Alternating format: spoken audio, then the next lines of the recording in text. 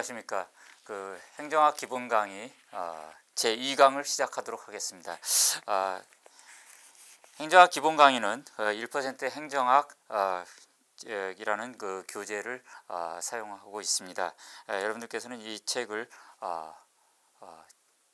이용하셔가지고 본 강의와 함께 행정학 공부를 진행하기를 권하는 바입니다. 자, 교재의 순서에 따라서요. 제2강은 제2장 행정에 관한 법학적 접근과 실증적 접근이라는 주제로 진행을 하도록 하겠습니다. 예, 지난 1강에서 행정의 개념을 어떻게 알아낼 것이냐 하는 것에 대해서 광의의 접근, 협의의 접근, 실질적 행정, 형식적 행정, 그 다음에 행정과 정치, 경영의 상대적 관계, 행정의 속성, 이런 개념들에 대해서 알아봤습니다. 자, 이번 제2강에서는 행정에 대해서 학문적으로 과연 법학적 접근을 하는 하나의 흐름이 있고요. 그 다음에 과학적, 실증적 접근을 하는 하나의 흐름이 있습니다. 그래서 이러한 행정에 대한 이 두 개의 학문적 접근이 어떻게 형성이 되고 그 내용은 무엇인가에 대해서 살펴보도록 하겠습니다. 자, 역시 지난 1강에서 말씀드린 것처럼 행정이라는 것이 사회 현상이고, 그리고 역사적으로 여러 가지 환경 변화에 따라서 위상을 달리하면서 발전해 온 것처럼 학문적인 접근에 있어서도 사실상 이런 현상들이 나타났습니다. 그래서 행정에 관한 법학적 접근과 그 다음에 실증적 접근, 즉 과학적 접근, 이런 두 가지 흐름이 어떻게 형성되었는지를 한번 역사적으로 살펴보도록 하겠습니다. 우선 이 법학적 접근이라는 것은 근대 사회라고 하는 유럽의 시민국가의 등장으로부터 시작된 것입니다. 근대 국가는 국가와 시민사회라는 이원적 대립관계 속에서 형성이 되었습니다. 여러분들도 아시다시피 1700년대에 시작된 프랑스 대혁명을 중심으로 해서요, 영국, 그 다음에 미국의 독립전쟁, 이런 여러 가지 형태의 17세기, 18세기에 이르는 유럽에 있어서의, 유럽과 그 다음에 아메리카 대륙에 있어서의 시민혁명들, 이런 것들이 기존의 중세 때부터 쭉 형성되었던 절대 권력, 국왕의 절대 권력 체제에 대해서 신흥 부르주아 계급들의 민주주의 혁명이었다라고 이렇게 볼 수 있습니다. 그런 근대 시민사회가 시민혁명을 통해서 형성되면서 전통적인 국가 권력과 시민사회의 이원적 대립관계가 형성되는데요. 이 국가는 여러 가지 시민사회에서 작용을 합니다. 가장 윗단에 통치행위라는 것이 일어나고요. 이 통치행위는 상당히 정치적인 속성을 갖고 있는 국가의 근본적인 결단입니다. 예를 들어서 우리나라에서도 통치작용이라고 보는 것들은 예를 들어서 계엄의 선포라든가 이런 작용들을 볼 수가 있고요. 이외에도 일반 권력작용을 볼 수 있어요.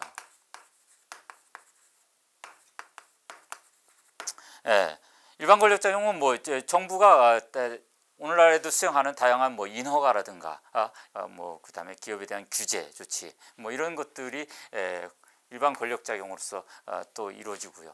또 국가는 시민사회와 관계 속에서 일반적인 관리작용을 할 수 있습니다. 예를 들어서 구매행위라고 할 수 있죠. 관리작용은 비권력작용이다 이렇게도 지칭할 수 있는데요. 국가도 예를 들어서 정부도 하나의 조직체로서 여러 가지 필요한 재화와 용역들을 구매하는 이런 행위들을 합니다. 그런 것들을 비권력 작용이라고 하죠. 자, 근데 시민사회는 국가 권력이 우월적 지위에서 시민사회에 의 자유와 권리를 침해하는 것에 대한 반작용으로서 형성이 된 것이고요. 물론 이제 경제 시스템 면에서는 이것이 자본주의의 형성이죠. 시장을 중심으로 해서 일어났던 그 자본주의 체제에 대해서 그 자본주의 체제 하에서 형성된 시민 계급이라고 하는 부르주아 계급들이 국가 권력에 대해서 자신들의 자유와 권리를 일정 부분 보호하기 위한 하나의 주체로서 행위자로서 이렇게 등장하면서 그들을 시민사회라고 사회적인 측면에서 바라보면서 그 지칭을 하게 된 것입니다. 그러니까 경제적으로는 자본주의, 사회적인 측면에서는 시민사회, 이렇게 이해를 하면은 시민사회 개념을 정확히 이해할 수가 있을 것입니다. 바로 이렇게 형성된 시민사회는 국가 권력에 대한 일정한 통제를 가하려고 했던 것이고요. 그 통제의 아이디어가 상권분립입니다.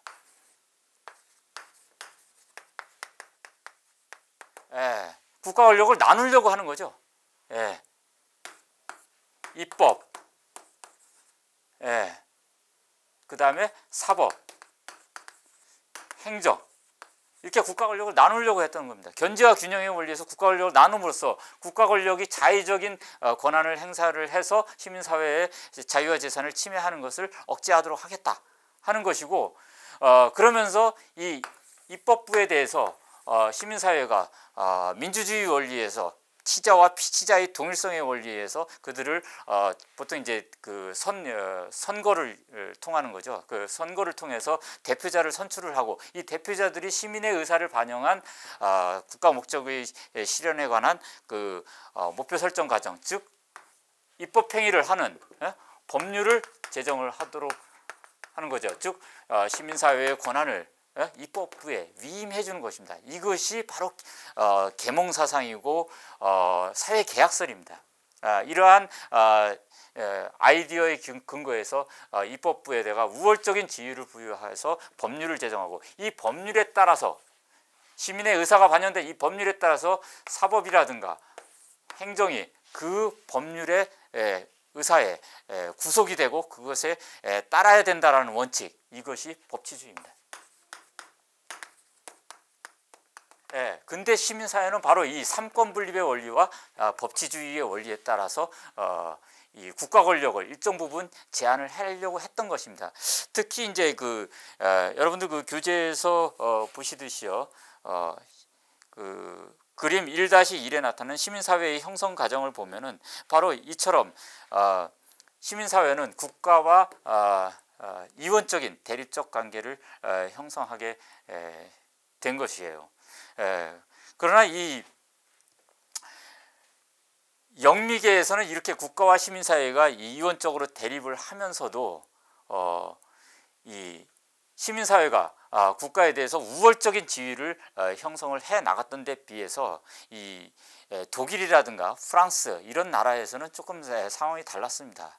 특히 독일은 이 17세기, 18세기를 거치면서 상이 분열되었던 소국가 체제 하에서 이 국가 통일이라는 과업을 달성하게 됩니다. 특히 비스마르크 시대 때 철혈제상이라고 불리는 이 비스마르크 시대 때 국가 통일이라는 위협을 달성하면서 사실상 이 전제군주의 국가 권력이 상당히 강화된 것이죠.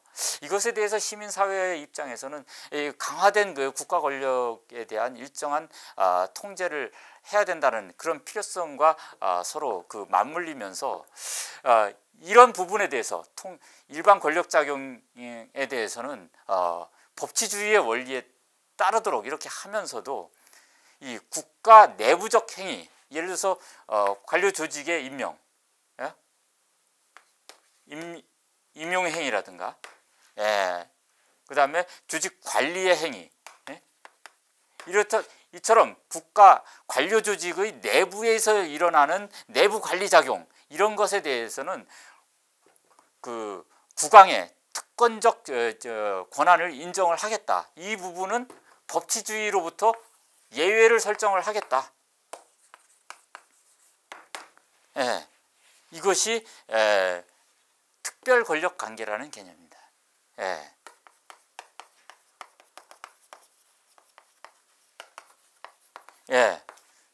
바로 이 법치주의에 대한 예외를 설정하는 영역으로서 설정된 개념이 특별권력관계이고요. 이 특별권력관계를 통해서 국가 권력에 대해서 일정한 특권적 지위, 법치주의로부터 배제되는 취해법권 지역이라고 할 수 있는 거죠.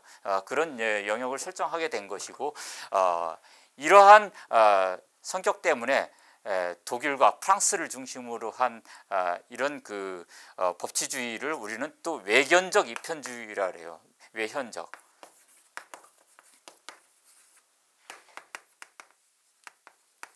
이건 법률적 용어인데 외현적이라는 거예요. 외현적.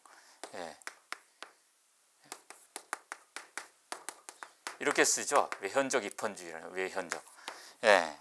겉으로만 보기에 그렇다는 얘기입니다. 겉보기에. 껍데기만 그렇다는 얘기죠. 한마디로 말해서 입헌주의인데, 입헌주의라는 거는 그 헌법에 입각한다라는 얘기거든요. 헌법이라는 거는 시민사회에서 위임한 국가 권력의 최고 정점에 있는 최상위법입니다. 그러한 그 최상위법의 모든 국가작용들은 따라야 되고 기속이 된다라는 것이 입헌주의의 원리거든요. 근대 시민사회의 요청입니다.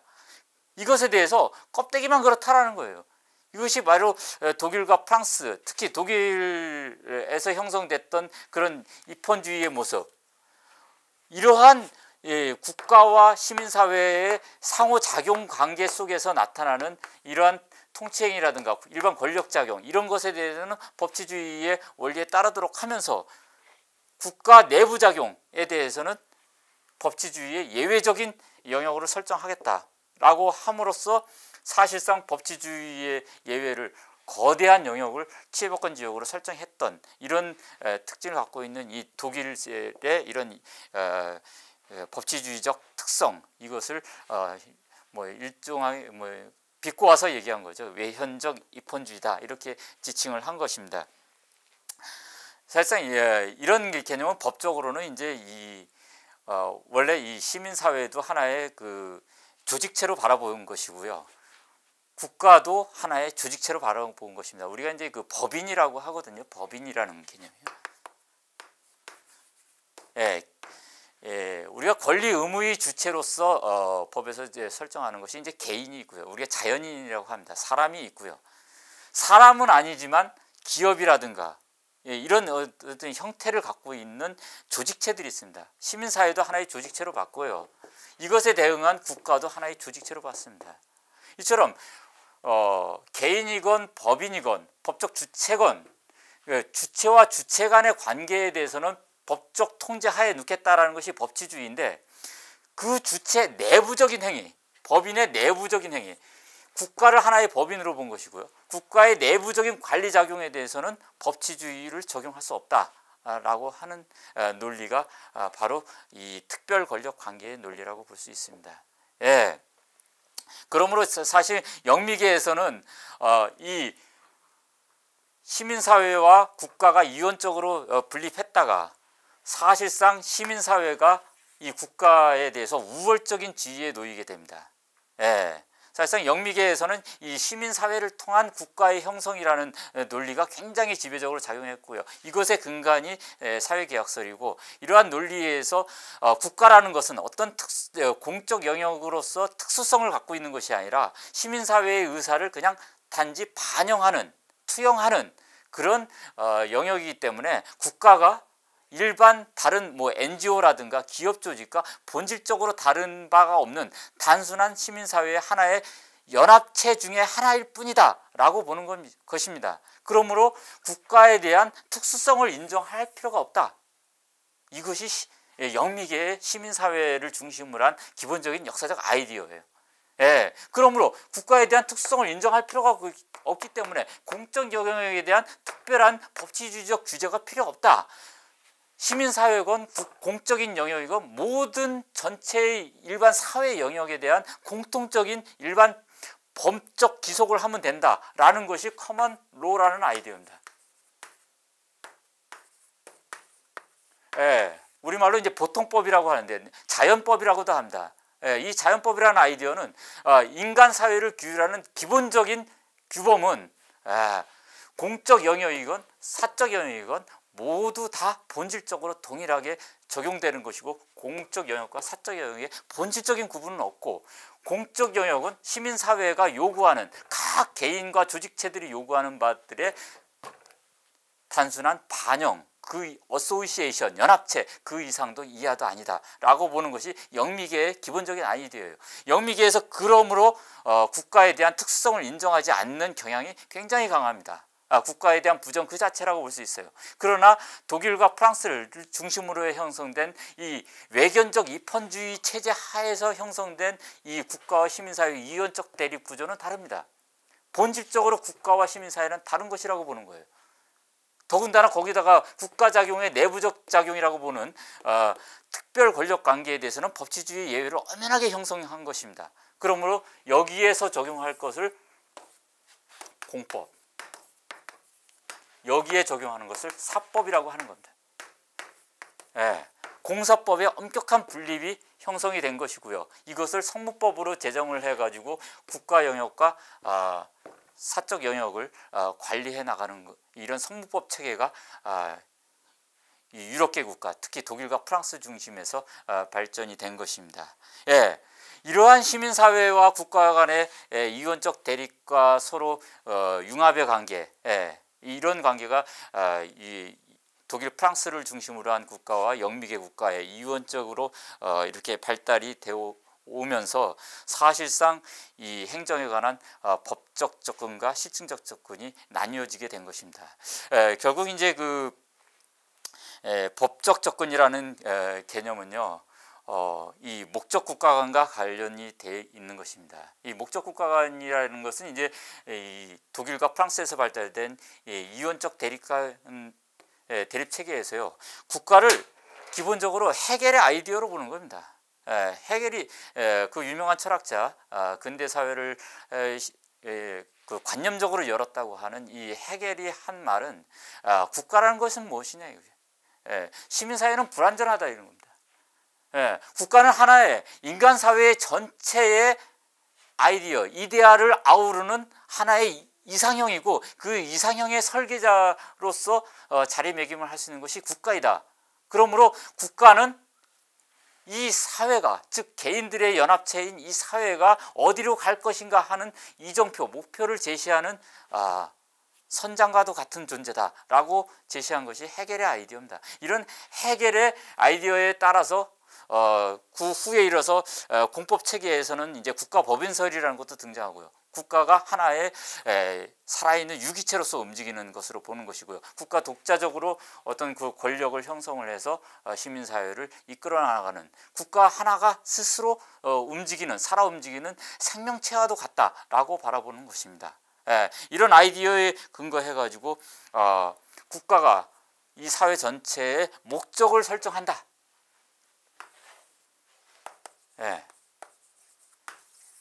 purpose죠, purpose. 이 목적을 설정해서 이 사회가 어디로 나갈 것인가를 제시하고 그것을 끌고 갈 수 있는 권한을 부여해야 된다라고 하는 그런 관념이 독일과 프랑스에서 형성된 목적 국가관입니다.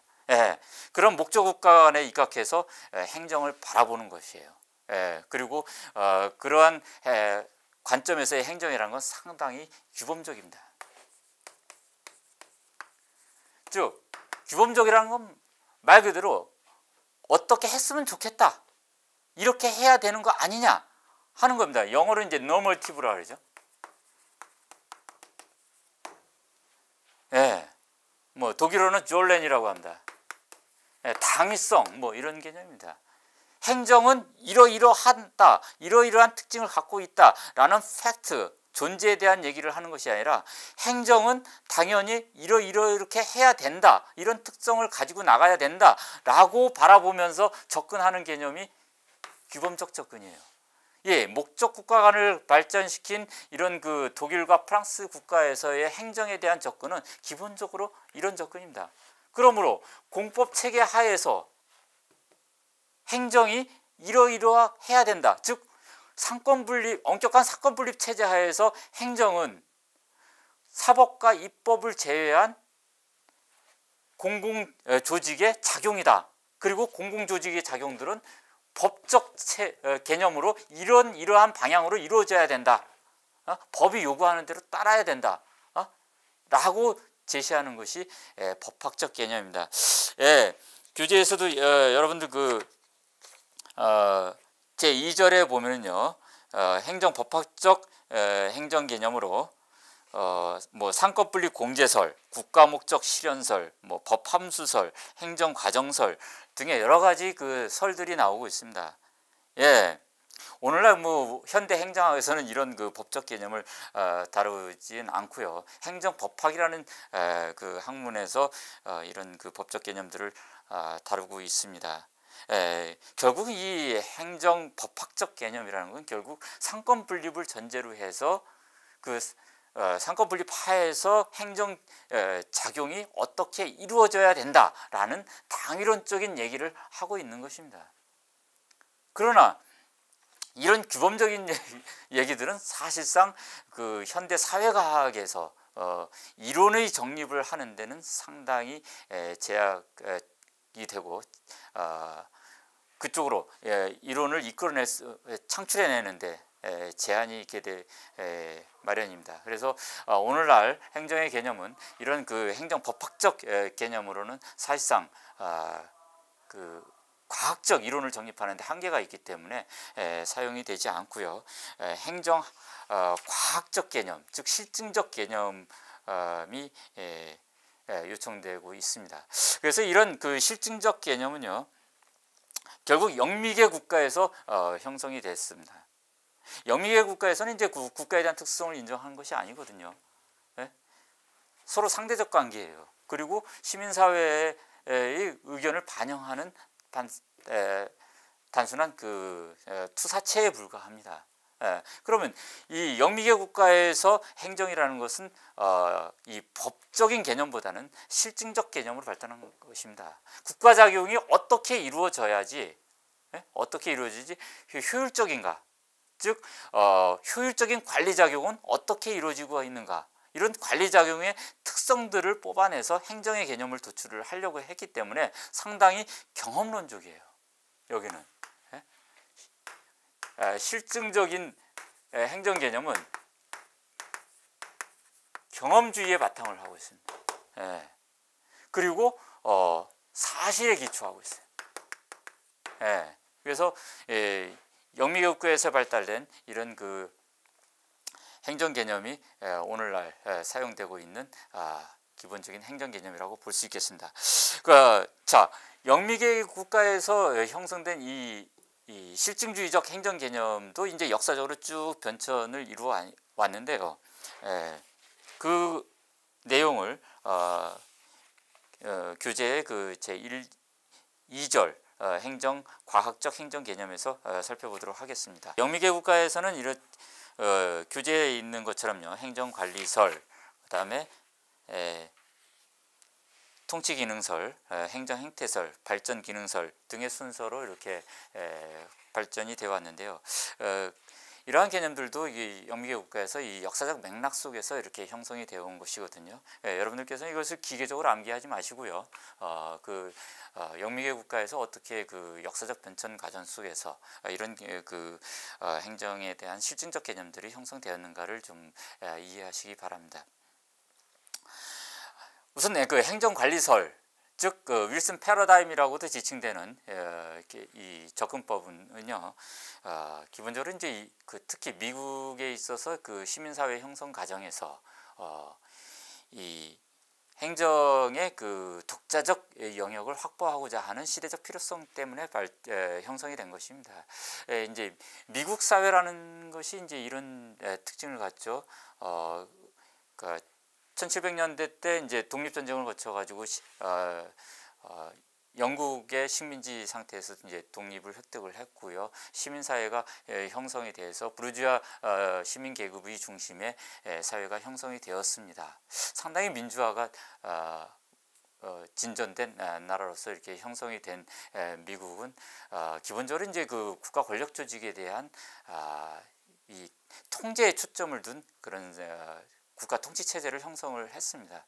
그래서 교재에 있는 것처럼 그 영미계 국가, 특히 미국은요, 이 국가에 대한 무시의 경향이 상당히 강합니다. 전통적으로 학문적으로도 그렇고 사회 현실적으로도 그렇고요.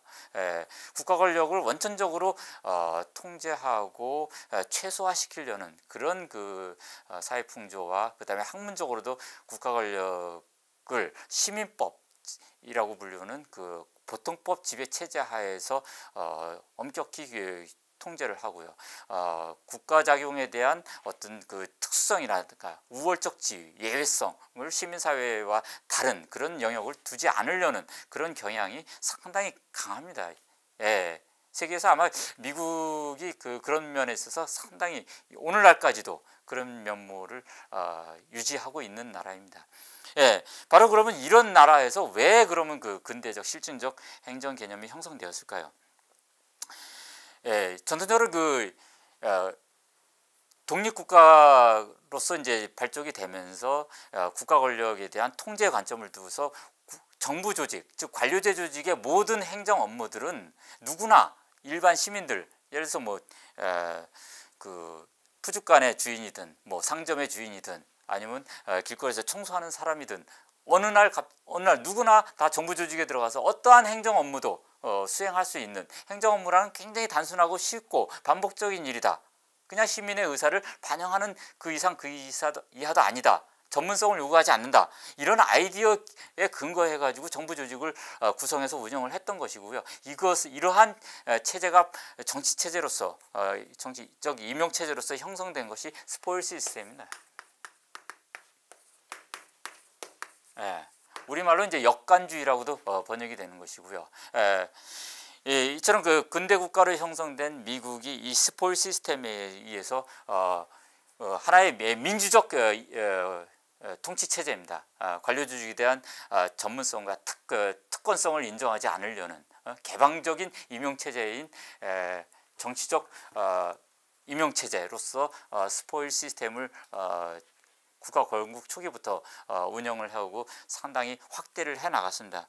이러면서 행정은 사실상 전문성이라든가 특권성을 부여받지 못했습니다. 그러나 미국이 1800년대 후반부에 들어서서 공업국가로서 세계 제1의 공업생산국이 되고 산업혁명의 완수로서 그 엄청난 경제 규모가 팽창이 되고요. 이에 따라서 사회 문제도 복잡화되고 경제 문제, 뭐 빈부의 격차 문제, 뭐 독점의 문제 이런 문제들이 심각화되면서 미국의 정부가 해결해야 될 사회 문제가 엄청나게 증가했어요. 바로 이런 시대적 상황 속에서 정부 규모는 팽창하면서 이 스포일 시스템에 의한 전통적인 임용 체제는 유지되고 이런 비전문가들에 의한 행정관리가 비효율적으로 이루어지면서 낭비가 심각했습니다. 특히 지방정부에서는 미국은 이제 전통적으로 지방자치제 체제가 발전돼서 연방정부보다 더 지방자치단체들이 상당한 권한을 수행하는 나라인데요. 이 지방자치체제 하에서는 이 머신 폴리틱스라는 문제점들이 발생했습니다.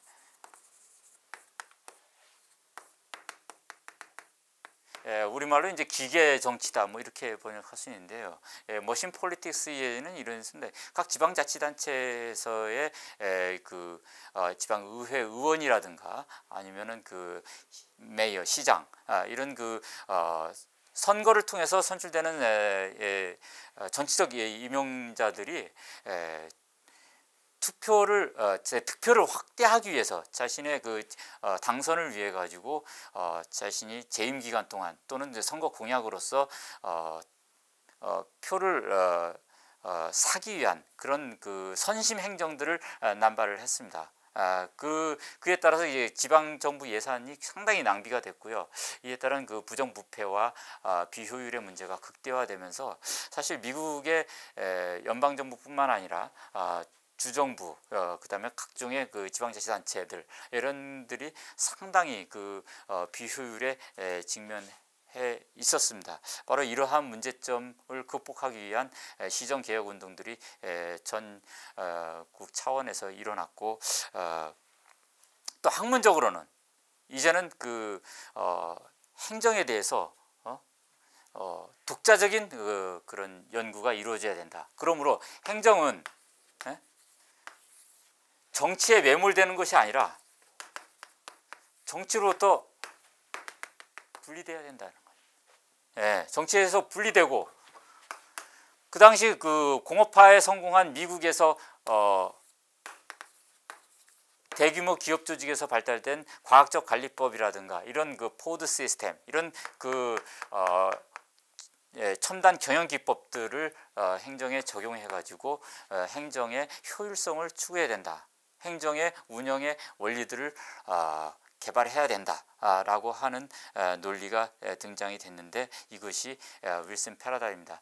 윌슨 패러다임은 이제 그 1887년에 우드로 윌슨이라고 부르는 사람, 학자죠. 이 사람은 이제 그 후에 미국의 그 대통령으로 이제 당선이 돼가지고 활동을 하게 되는데요. 이 우드로 윌슨이 저술한 The Study of Administration이라는 책을 통해서 바로 이러한 주장들이 실렸고요. 이 이후에 이런 그 윌슨의 주장을 따르는, 즉 정치로부터 분리된 행정이 사기업 조직의 관리 기법을 적용해 가지고 효율성을 극대화할 수 있다. 그러므로 그런 행정에 관한 이 특징들을 도출을 해서 연구해야 된다라는 그런 접근법들을 행정관리설 내지는 윌슨 패러다임이라고 지칭을 하는 것입니다. 자, 이런 윌슨 패러다임 이후에 등장한 것이 이제 이 통치기능설입니다. 이 통치기능설은 이제 이후에 이 1900년대 들어서 등장하게 되는데요. 1900년대 들어서 이제 그 1929년에 미국에서 이제 대공황이 발생하고요. 이 대공황의 확산으로 해서 그 시장 실패 현상이 굉장히 심각하게 됩니다. 그래서 빈부격차라든가 실업의 문제, 이런 것을 해결하기 위해서 정부의 역할이 더 확대돼야 되는데, 단순히 행정이 일종의 경영이며 비즈니스다 라고 묶었던 윌슨 패러다임, 그거에 따라서 조직의 원리들, 조직이 어떻게 해서 운영이 되면 효율적으로 관리될 수 있고 효율성을 극대화할 수 있다라는 그런 원리 접근법들, 즉 one best way가 있을 것이다 라는 그런 원리 접근법들에 대한 회의가 일어났고요. 이러한 비판에 따라서 행정은 경영과 사실상 상당히 다른 것이며, 행정이 정치와 상당히 근접하게 되고, 정치가 행하는 정책 형성 기능, 즉 사회 문제 해결을 위한 정책 형성 기능에 깊숙이 관여하고 그것을 수행해야 된다라고 보는 것이 기능적 행정학 내지는 통치 기능설이라고 하는 것입니다. 이 통치 기능설의 그 기본적인 아이디어는요, 이 그 윌슨 패러다임이 가졌던 기계적 능률관에 대한 비판으로부터 나온 겁니다. 기계적 능률관이라는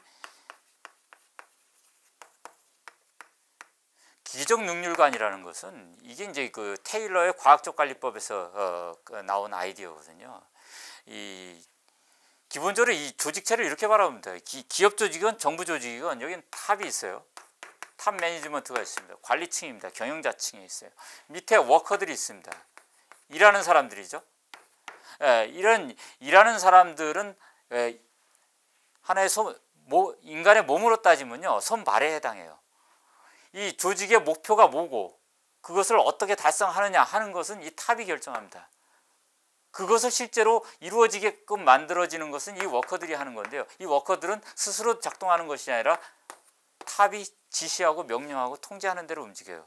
그러면 기계도 뭐 윤활유를 줘야지, 그리고 뭐 에너지를 공급을 해줘야지 기계가 작동돼서 기계가 갖고 있는 목적을 수행하듯이 워커들도 그냥 움직일 수 없거든요. 워커들이 원하는 건 뭐냐?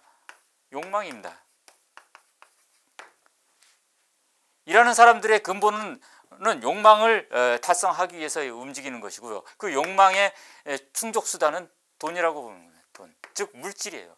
이 물질에 해당하는 그 월급이라든가 급여, 이런 어떤 물질적 수단들을 동원을 해가지고 이 워커들을 작동시키면 탑은, 이 조직이 목표를 달성하는 하는데 가장 그 베스트 웨이를 이루게 될 것이다 라고 보는 것이 기본적인 이 기계적 능률관입니다. 예, 바로 이런 기계적 능률관이 행정에도 그대로 적용된다고 본 것입니다. 윌슨 패러다임이에요. 예? 이것에 대해서 그러면 그렇게 적용한 윌슨 패러다임이 만들어낸 각종 원리들이 행정 조직에서 유효했냐? 그렇지 않았다고 본 거예요. 그렇다면 왜 사회 목적 달성을 하는데 제대로 작동을 하지 못했으며 그 결과 결국 대공황이라는 문제를 초래했고 그 대공황의 문제에 대해서 정부 조직이 내놓은 처방들은 다 무능했다라는 것입니다. 그러므로 결국 행정이 나아갈 길은 이런 기계적 능률이 아니라 사회적 능률이라는 것이죠. 네? 시민들을 하나의 공공재를 소비하는 그냥 객체로서 보는 것이 아니라 그 시민들이 갖고 있는 욕망들을 다 모아서 그것을 하나로 통합해서 그 사회 목적으로 형성해서 그것을 관리해 나가는 그런 통합적 관리작용, 이것이 행정에 필요한 것이고 그것을 제대로 수행을 할 필요성이 있다. 그러려므로 행정은 단순한 정치가 만들어놓은 목표를 수동적으로 집행하는 관리작용이고 비즈니스일 뿐이다라고 보는 윌슨 패러다임을 비판하고 등장한 것이 1930년대의 통치기능설입니다. 자, 여기까지 또 한번 친 거죠. 행정관리설을 한번 치고 통치기능설이 등장했습니다. 이것에 대한 반작용이 등장한 것이 행정행태설이에요. 행정행태설은 이제 보통 1940, 50년대 그 미국을 중심으로 한 서구 학계에서 사회과학계를 풍미했던 일대의 하나의 유행 상품입니다. 기본적으로 행정행태설이라는 건 그냥 뭐 정치학이나 행정학에만 국한된 것이 아니라 사회과학 전반의 문제였어요.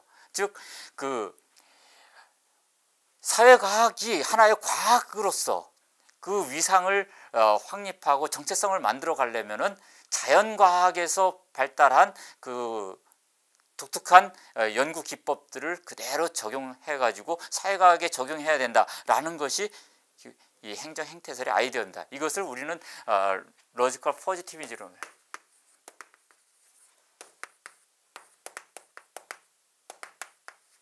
논리 실증주의라고 번역되는 것이거든요. 이 논리 실증주의라는 아이디어는 사회과학이 왜 자연과학에 비해서 학문적으로 뒤처졌냐라는 것입니다.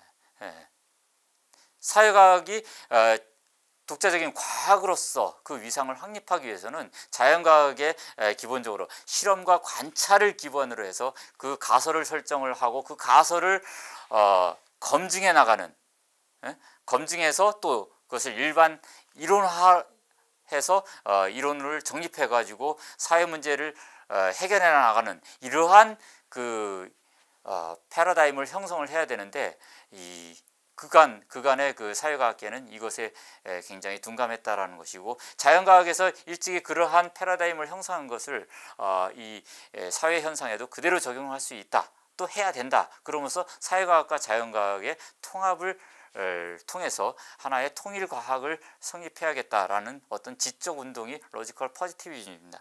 이러한 로지컬 포지티비즘이 이제 유럽에서 형성이 돼가지고 미국으로 건너온 것이고요. 미국으로 건너와서 시카고 대학을 중심으로 해서 1930년대 이후 이 허버드 사이먼이라든가 메리엄, 뭐 바나드 여기 나와 있는 그런 분들을 중심으로 해가지고 번성이 된 것입니다. 즉 행정 행태설의 관점에서 보면 이제 행태를 이렇게 과학적으로 연구할 수 있다는 얘기거든요. 행태.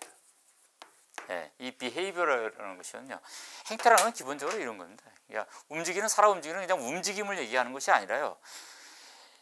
뭐 물건을 사건 아니면 뭐 공무원을 임명을 하건 아니면 통치를 하건 모든 인간의 이런 작용에는 그거는 뭐 외부적으로 나타나는 작용뿐만 아니라 하나의 태도도 작용입니다. 인간의 자극에 대한 반작용들이에요. 그러면 이런 모든 인간의 작용들은 눈에 보이건 안 보이건 간에 일정한 규칙성과 패턴이 있다는 겁니다. 그런 규칙성과 패턴을 찾아가지고 그것들이 어떤 원인에 의해서 그런 패턴들이 나타나고 규칙성이 만들어지며 그것을 Y fx다라는 거죠. 수학적인 논리입니다. x라는 독립 변수가 들어가면 y라는 종속 변수가 만들어진다. 라는 x와 y 간의 함수 관계를 보는 겁니다. 이것이 패턴이에요.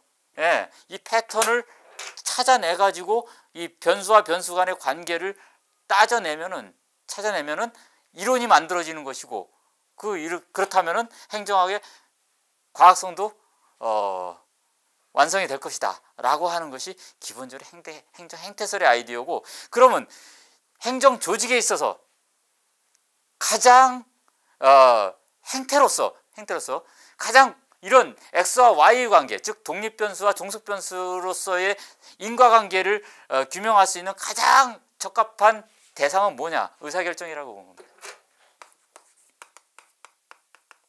예, 디시전 메이킹입니다. 예. 물건을 사는 것도 의사결정이죠. 공무원 임명하는 것도 의사결정이죠. 협상하는 거 의사결정입니다. 예. 모든 의사결정에 일정한 패턴이 있다는 겁니다. 예. 그러한 패턴들을 다 조사를 해가지고 그 규칙성을 찾아낸다면 과학성이 완성된다. 예. 이것이 행정 행태설입니다. 그러므로 이러한 의사결정은 경영이건 행정이건, 즉 사기업 조직이건 공기업 조직이건 정치현상이건 어느 조직체에서도 나타나는 것이기 때문에 영역을 불문하고 행정과 경영은 본질적으로 다르지 않다라고 보는 것이 행정 행태설의 기본 아이디어입니다. 자, 이렇게 해서 과학성을 만들려고 하는데, 그러면 행정과 경영은 본질적으로 다르지 않죠. 어느 조직이나 다 공조직이건 사조직이건 다 의사결정을 하죠. 예, 그럼 여기서도 나타나는 원리 다 똑같고 여기서도 나타나는 원리 다 똑같습니다. 이론 다 똑같아요. 그러면 행정학이 왜 필요하냐? 이런 질문으로 갑니다. 예, 여기서 행정학의 위기죠. 지적 위기, 정체성의 위기. 행정학은 왜 필요해? 이렇게 질문이 들어가는 거예요. 예, 바로 그 다음에 이제 바톤 체인지 해가지고 이것에 도전장을 내는 것이 이제 발전기능설입니다. 예, 발전기능설이라는 아이디어는 이제 이 1940년대 이후 2차 세계대전 이후에요. 미국이 이제 제1의 슈퍼파워, 초강대국으로 등장하면서 이제 서구 사회와 제3세계를 리드해 나가는데요. 특히 이제 마샬 플랜을 중심으로 해서 쭉 경제 원조를 확대하고 미국에 발달된 행정 정치 제도를 이제 제3세계에다 전파를 합니다. 그러면서 행정이 무엇이냐? 행정이 해야 될 얘기는 발전 목표를 설정을 하고 그 발전으로 나아가도록 이끌어가는 관리작용이다 라고 보는 것이 발전기능설이라는 겁니다. 예, 그러니까 행정 행태설 때문에 행정학이라는 것이 독자성을 갖지 못하니까 그것에 대한 반작용으로서 하나의 국가 목적을 설정을 해가지고 그것을 관리해 나가는 작용이 발전기능설이라 보는 아이디어. 예, 이것이 발전기능설인데요. 이 발전기능설은 사실상 그 행정 행태설보다는 과학성을 상당히 결여하고 있기 때문에 사실상 그 일정 부분 주창이 되다가 쇠퇴하는 그런 현상을 벌였습니다. 결국은 이제 발전기능설은 그 미국적 관점에 대한 제3세계에 대한 수출 이식이다. 뭐 이렇게 정도로 평가가 될 수 있는 그런 아이디어라고 볼 수 있겠습니다. 그 다음에 등장한 것이 이제 신행정학이고요. 신행정학은 이제 어떻게 보면 발전기능설의 미국적 적용이다 이렇게 볼 수 있습니다. 1960년대에 이제 흑인 폭동이라든가 뭐 이런 월남전 미국 사회 전반적인 문제가 심각하게 되는데요. 그런 문제를 해결하는데 기존의 행정 행태설이 내놓은 게 아무것도 없다. 그러므로 사회 문제 해결하는데 관료 조직이 적극적으로 나서야 된다. 그러면 여기를 엄격히 구분했던 것에 대한 비판이죠. 결국은 이제 사회 목적의 해결을 위한 적극적 개입. 여기서 이제 효과성이라는 개념이 나온다. 투입과 산출만 극대화하면 되는 것이 아니라 행정 조직이 사회 문제를 해결하기 위해 얼마나 해결했느냐. 그 문제의 해결 정도, 즉 목표 달성 정도를 분석을 해야 된다라는 것이 이 신행정학의 기본 아이디어입니다. 그 목표의 기준점이 되는 개념으로서 이제 형평성을 주장한 것이고요. 상당히 이제 이 가치지향적인 개념들이 등장하게 됩니다. 자, 그럼으로써 이제 그 행정은 정치에 상당히 근접하게 돼요.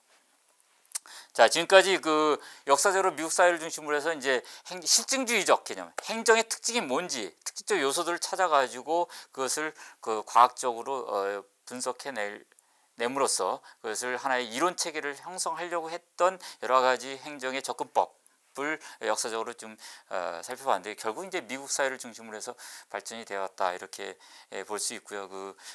교재의 그 그림 1-2에 보시면요, 행정, 정치, 경영의 3자 관계에 대한 시대적 변화를 그 도표로서 이렇게 그려놨습니다. 시대를 통해서 행정은 정치와 경영을 양극단으로 해가지고, 당구대의 양쪽이죠. 해가지고 이렇게 왔다리 갔다리 하는 뭐 수학으로 따지면 뭡니까? 그 사인, 코사인 곡선과 같죠? 그런 그 모습을 보이고 있습니다.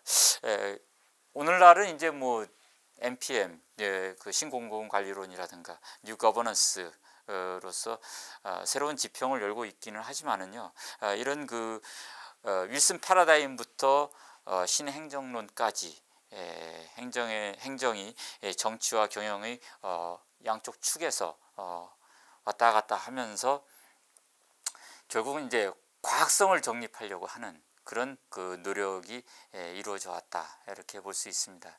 여러분들은 이런 행정에 대한 실증주의적 개념들의 변화를 이제 기계적으로, 그러니까 여기 책에 있는 개념들을요, 그냥 무조건 암기하지 마시고요, 다 그 시대적 상황에 따라, 요청에 따라서 형성된 것이니까 그것을 잘 이해하신 다음에 세부 사항들을 암기하시는 것이 시험에서 고득점을 달성할 수 있는 길이라고 생각이 됩니다. 지금까지 제2강 행정에 대한 법학적 접근과 실증주의적 접근에 대한 강의를 마치도록 하겠습니다. 자, 감사합니다.